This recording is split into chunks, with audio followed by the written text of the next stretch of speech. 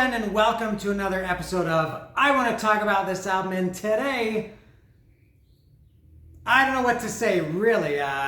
This is, as you can see, this is, it's called Thriller, and it's by Michael Jackson. And really, what do you say about an album like this? I'm not even sure where to begin.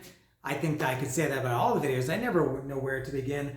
But this is an album that I've never heard it before until today. I had listened to it earlier. I had never heard this whole album. Of course, I know the singles, at least some of them. And, you know, what do you say about an album that's been around for, I mean, I've talked about a lot of albums that have been around much longer than Thriller, but this is and it even says it's the biggest selling album of all time.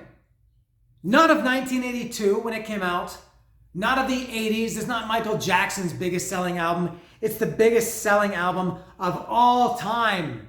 That means ever. And I hate that expression, all time. Yet I will use it only because it is, it's right here on the front of the record. And, you know, I'd never heard it before. And how can you really fairly judge, or not judge, but talk about something that's been around for so long and that's such a big part of culture and everybody knows it and you're new to it? It's kind of like, you know, if you were talking about for, you know, a younger person, the electricity just went out. A younger person, you know, trying to put in, you know, the Black Album compared to Ride the Lightning and Master of Puppets or something like that. And after listening to this record today, it would be very easy for me to say, I mean, which way should I go? Should I go, yeah, it's understandable why this is the greatest selling album of all time and the best album of all time? Or do you go the other way and say, this album is, another word that I hate, this album is overrated, this album sucks, why do so many people worship and love this album?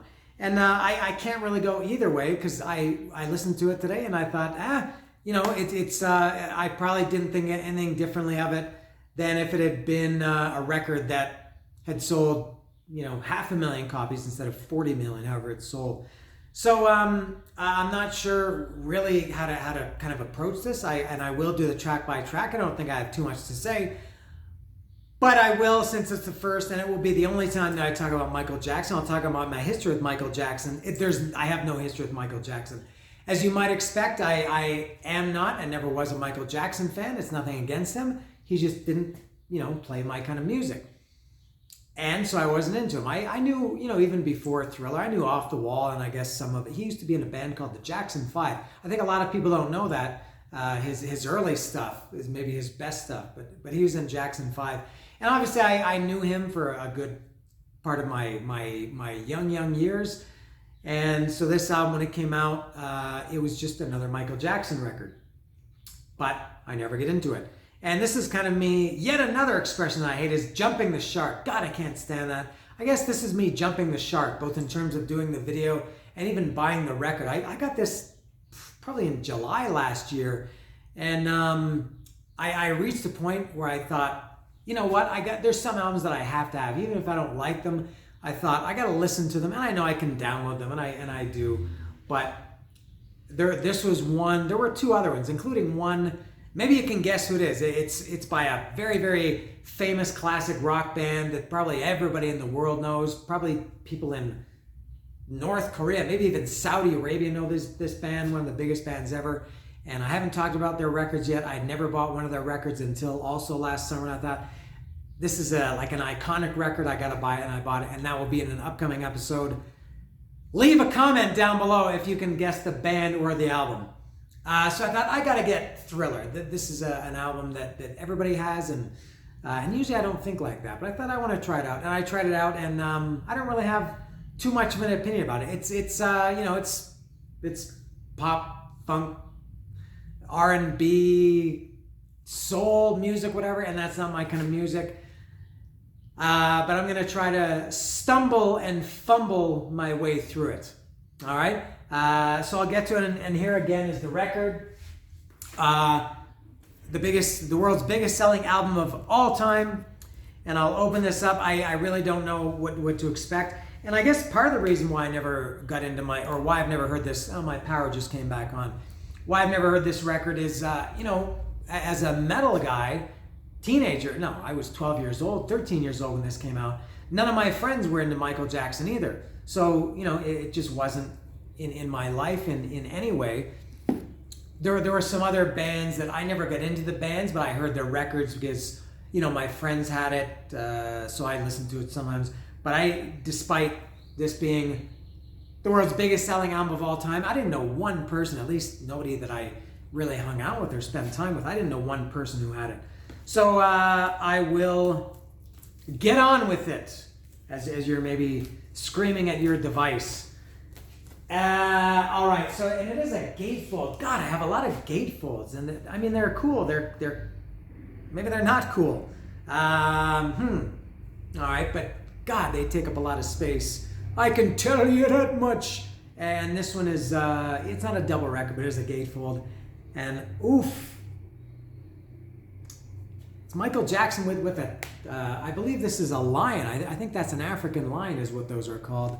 That's kind of a strange, I guess that's kind of a typical Michael Jackson photo. And the photo doesn't wrap around to the back. So they did include it in full with the gatefold. And let me see what's in this. All right, it has the lyrics. Oh, it has kind of this looks like something I would like. And I guess this was drawn by Michael himself.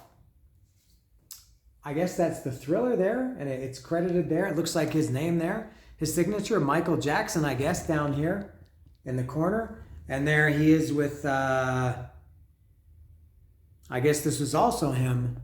There he is arguing with somebody. They're pulling a girl. They seem to be fighting or arguing over a girl. I don't know if this would be acceptable now to see. People would see the woman is an object, and maybe people wouldn't like that. A girl or a woman? I guess it's a girl. And people also would say it should be called a woman. But they appear to be ripping her apart limb from limb, almost as if it were lyrics from a Slayer song. All right. And the record itself, it's just, oh, look at that logo. Remember that? The Epic Records logo? So it is classic black with the classic Epic logo. So the first song is Wanna Be Starting Something. You got to be starting something. You got to be starting something. Something like that. This is a song, and there are quite a few on this record that I'd never heard before.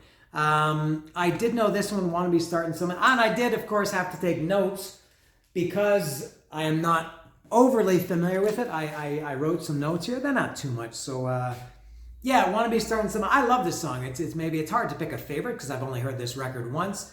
But this is great. It's funky. It's got really cool horns and bass kind of going through it. And it's the Mama Say Mama Sama Makusa, Mama Say Mama Sama Makusa, which is reminiscent of, remember Lionel Richie, All Night Long?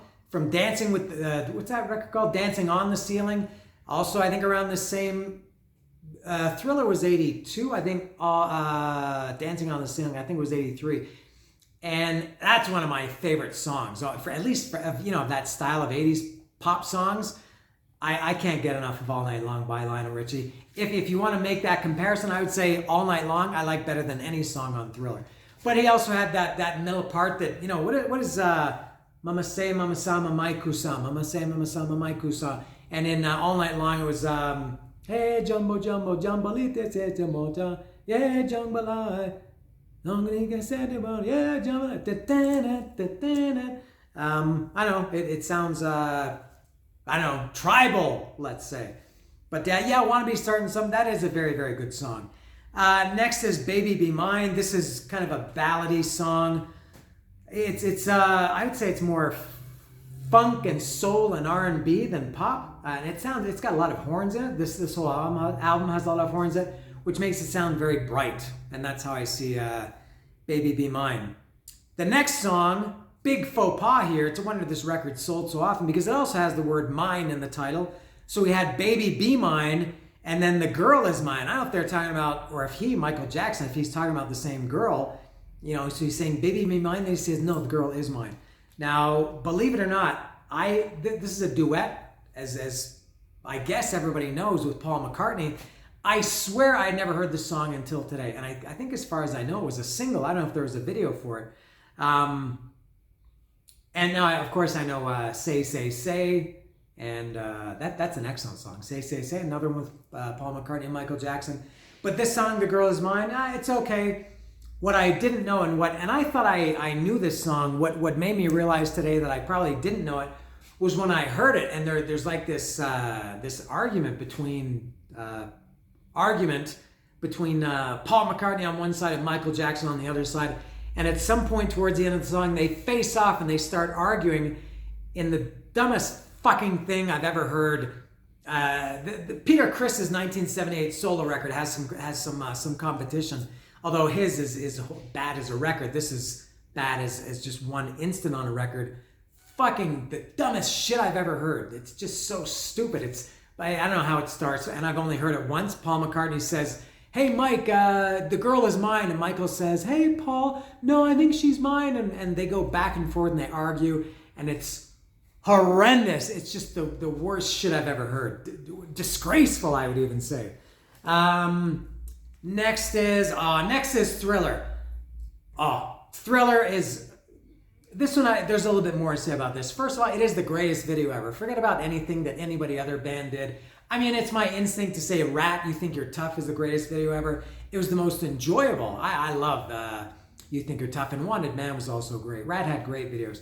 And there were some, all the bands that I like. I loved all their videos. But Thriller, my God, that was, as far as I know, that was the first, I guess the song is about 6 minutes. The video is 8 or 9, 10 minutes, 11 minutes. I don't know. This was, and I don't know what younger people, to make myself seem old, I don't know what younger people would think about this now, but that was a big deal. Thriller at that time was basically a 9 or 10 or 11 minute movie that had, a story building up to when the song started, and then that amazing choreography. And, they're watching Michael Jackson and his girlfriend. They're eating popcorn. They're watching the movie. He becomes a zombie, and the zombies are dancing and everything. Just the best video ever. Even at the time when I guess that came out when I was 13 or 14. And I guess I wasn't supposed to like it because I was a metal fan. But I never, and that video was constantly on television. You couldn't get away from it. I don't think I ever turned it off. I don't know if I ever got sick of Thriller at any point. And just the song itself, it's got that great bass that drives through it with that kind of funky guitar over top of the bass. And getting back to the video, is this something that, and this could be, a video on its own. I wouldn't do it as a monologue, but it would be a good discussion to have. This is a great example, maybe the best example of videos influencing, the music that you like. And I wonder if the video for Thriller didn't exist, or if it wasn't as incredible as it is, would I still like the song? And I don't know, but as I said, that video is on all the time. When you hear something all the time, or see something all the time, or are exposed to something all the time, you can get sick of it, or you can start to like it. It's kind of like an acquired taste with, coffee or alcohol or whatever. You don't like it at first, but then, it starts to get in, like Costanza with By Minute. It starts to get into your subconscious. And I don't know, but I can't listen to this song without picturing the video in my head. And I guess the video made me like the song, because I think I like the song. No, not I think. Wait, it's by far my favorite song on this record. Probably related to the video. Did I make myself clear? Oh man, I haven't seen that video for years. At this point, if you watch a video, you have to choose to watch it. But back then, these videos were just on. They were in the air. You couldn't get away from them. I should go watch the video for Thriller, because I have good memories of that video. Next is Beat It. Now this is another one. These videos, these 3 songs in a row: Thriller, Beat It, and Billie Jean, which I'm into Beat It now. Those videos were just, you couldn't escape them, whether you liked it or not. Now I guess the obvious thing to talk about here is that Eddie Van Halen played the solo.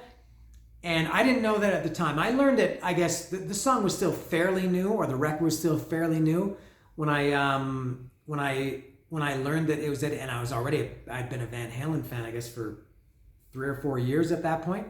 And I thought it was so cool when I found out that was Eddie Van Halen playing the solo. And I think he doesn't play the guitar through the whole song. I think it's just the solo. I think it's Steve Lukather who plays guitar. And I think there was something done to the solo. I don't know if it was in one of these like the VH1 behind the scenes or behind the music or something like that or something. It's one of these things that somebody talking about the solo getting changed or getting, whoops, my watch just broke. It didn't broke, it came apart. So I'm not sure, but I know Steve Lukather from Toto was somehow involved in Beat It. And you know another funny thing about this record, these three songs, again, Thriller, Beat It, and Billie Jean, I don't know the lyrics to them. I know some lyrics, but I can't sing along with, despite hearing them God knows how many times, I don't know all the words. I don't know, Michael Jackson, the way he sang, he just didn't, for me anyway, I couldn't really pick up on his lyrics. But there was a line in this one, and obviously I know now it's, beat it now. See, I don't even know, beat it, beat it, beat it, beat it. No, no, no, no, no, no, no. I know the melody, but I don't know what he's saying. And then the part, it doesn't matter who's wrong or right, just beat it. When I was a kid or a teenager, I thought he was saying, it doesn't matter who smokes up right.